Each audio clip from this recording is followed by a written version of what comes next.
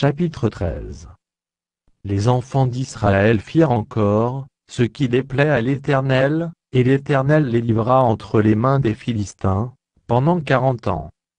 Il y avait un homme de Tsoréa, de la famille des Danites, et qui s'appelait Manoach.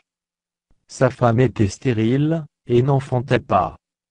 Un ange de l'Éternel apparut à la femme, et lui dit: Voici, tu es stérile, et tu n'as point d'enfant, tu deviendras enceinte, et tu enfanteras un fils. Maintenant prends bien garde, ne bois ni vin ni liqueur forte, et ne mange rien d'impur.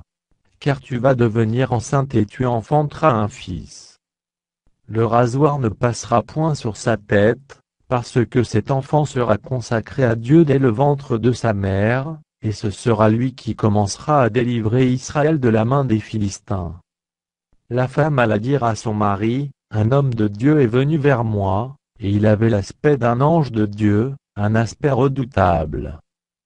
Je ne lui ai pas demandé d'où il était, et il ne m'a pas fait connaître son nom. Mais il m'a dit: Tu vas devenir enceinte, et tu enfanteras un fils, et maintenant ne bois ni vin ni liqueur forte, et ne mange rien d'impur, parce que cet enfant sera consacré à Dieu dès le ventre de sa mère jusqu'au jour de sa mort. Manoach fit cette prière à l'Éternel: Seigneur, que l'homme de Dieu que tu as envoyé vienne encore vers nous, et qu'il nous enseigne ce que nous devons faire pour l'enfant qui naîtra. Dieu exauça la prière de Manoach, et l'ange de Dieu vint encore vers la femme. Elle était assise dans un champ, et Manoach, son mari, n'était pas avec elle. Elle courut promptement donner cette nouvelle à son mari, et lui dit: Voici, l'homme qui était venu l'autre jour vers moi m'est apparu.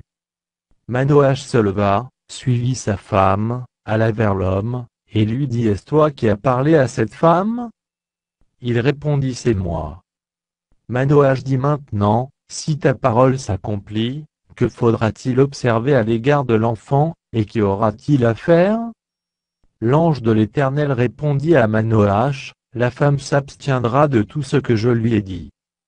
Elle ne goûtera d'aucun produit de la vigne, elle ne boira ni vin ni liqueur forte, et elle ne mangera rien d'impur, elle observera tout ce que je lui ai prescrit.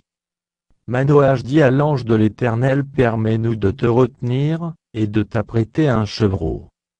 L'ange de l'Éternel répondit à Manoach: Quand tu me retiendrais, je ne mangerai pas de ton mets, mais si tu veux faire un holocauste, tu l'offriras à l'Éternel.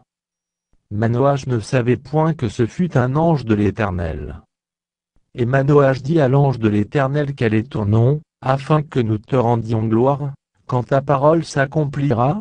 L'ange de l'Éternel lui répondit: Pourquoi demandes-tu mon nom? Il est merveilleux. Manoach prit le chevreau et l'offrande, et fit un sacrifice à l'Éternel sur le rocher. Il s'opéra un prodige, pendant que Manoach et sa femme regardaient.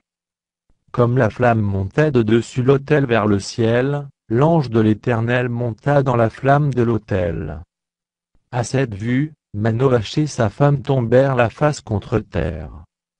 L'ange de l'Éternel n'apparut plus à Manoach et à sa femme. Alors Manoach comprit que c'était l'ange de l'Éternel.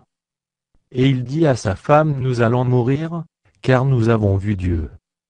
Sa femme lui répondit: Si l'Éternel eût voulu nous faire mourir, il n'aurait pas pris de nos mains l'holocauste et l'offrande, il ne nous aurait pas fait voir tout cela, et il ne nous aurait pas maintenant fait entendre pareille chose.